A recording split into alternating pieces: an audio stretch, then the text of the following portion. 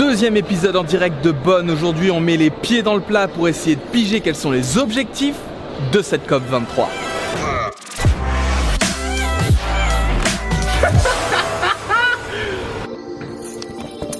Si le monde est un canoë, la COP23 est l'endroit où 20 000 personnes se retrouvent pour éviter qu'ils prennent l'eau et coulent à pic.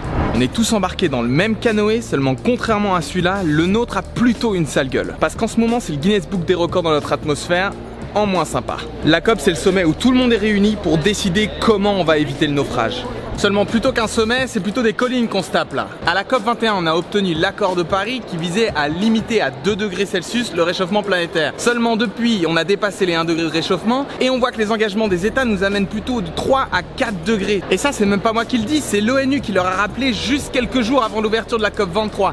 Douche froide pour les États. Entre les objectifs que les États se fixent et leurs engagements concrets, il y a un énorme gap, un trou qu'on sait toujours pas comment combler. C'est précisément ce que cette COP23 va essayer de faire avancer, la mise en place de règles d'application de l'accord. C'est-à-dire qui fait quoi, quand et comment. C'est la base quand on organise quoi que ce soit, hyper étonnant qu'on l'ait toujours pas. Du coup, je vais aller demander à 2-3 pointures ce qui pourrait nous éviter d'aller dans le mur. Je retrouve Aïssatou à l'intérieur de la COP23. Quel est l'objectif pour toi de cette COP ? L'une des priorités, c'est de trouver des financements pour les pays en développement, particulièrement pour l'adaptation. Les 100 milliards, c'est une promesse des pays développés pour appuyer à la fois l'adaptation et l'atténuation dans les pays en développement. Donc pour nous, il est temps ici à Bonn, à cette COP23-là, qu'on arrive à avancer sur cette question des 100 milliards. Et Rennes, toi tu es de la délégation du Bénin. Pourquoi tu es à cette COP ? C'est quoi ton objectif ? Je suis à cette COP pour pousser la justice climatique pour les pays du Sud. Il est important pour nous de rappeler aux délégations du Nord de faire des efforts pour aider le continent africain à faire face au changement climatique. C'est une question de justice, c'est une question de responsabilité. Surtout que la pollution qu'on a rejetée nous a permis d'accumuler des richesses, qu'aujourd'hui ce serait un peu le strict minimum qu'on paye finalement les externalités négatives. Totalement. Les conséquences négatives de ce qu'on a fait. Totalement. C'est une question de solidarité, c'est une question de justice. Justice pour l'Afrique. Oui, justice pour l'Afrique, justice climatique. Yes. Et du coup, Lucille, toi, c'est quoi tes objectifs pour cette COP23 ? Ce qui est important à la COP23, c'est qu'en fait, on décide des règles d'application de l'accord de Paris qui a été adopté il y a 2 ans. Ouais.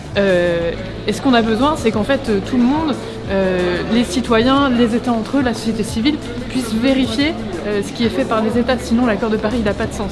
Et comme on n'a pas créé de gendarme mondial pour aller taper les États quand ils font pas ce qu'il faut. Ouais, parce qu'ils accepteraient pas qu'on en crée un d'ailleurs, les Exactement. États. Ouais. Et il nous faut quelque chose de transparent. Ok. C'est-à-dire qu'il faut qu'on voit ce que les États ont fait, comment ils l'ont fait, et pouvoir dire attention, vous n'avez pas assez bien fait et vous devez faire plus.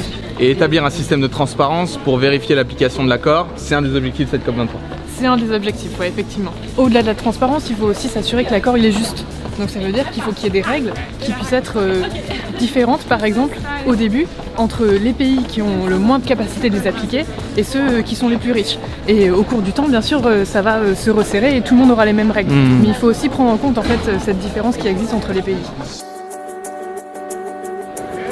On a un problème de taille, une sorte de gros croco qui veut nous bouffer la pagaie. Trump.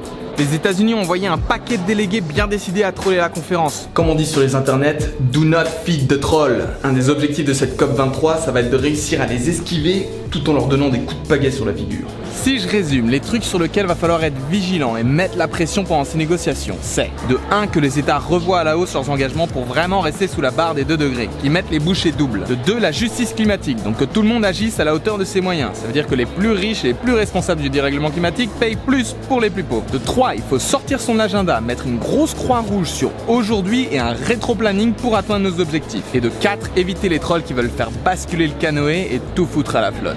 Et Lucille, dernière petite question, comment tu le sens l'atteinte de ces objectifs ? Pour l'instant, on n'est pas du tout sur la bonne voie, ça c'est clair.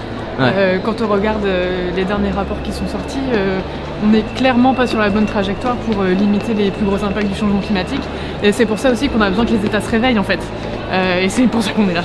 Faut qu'on leur mette des grandes claques pour qu'ils se réveillent peut-être, je sais pas. On peut essayer. On va essayer, ça se tente. Maintenant que le contexte et les objectifs de cette COP23 est posé, on va pouvoir rentrer un peu plus dans le dur et aller explorer chaque jour une nouvelle thématique de ces négociations. Alors n'hésite pas à t'abonner et à partager cette vidéo aussi pour que d'autres découvrent ce projet. Et moi je te dis à demain.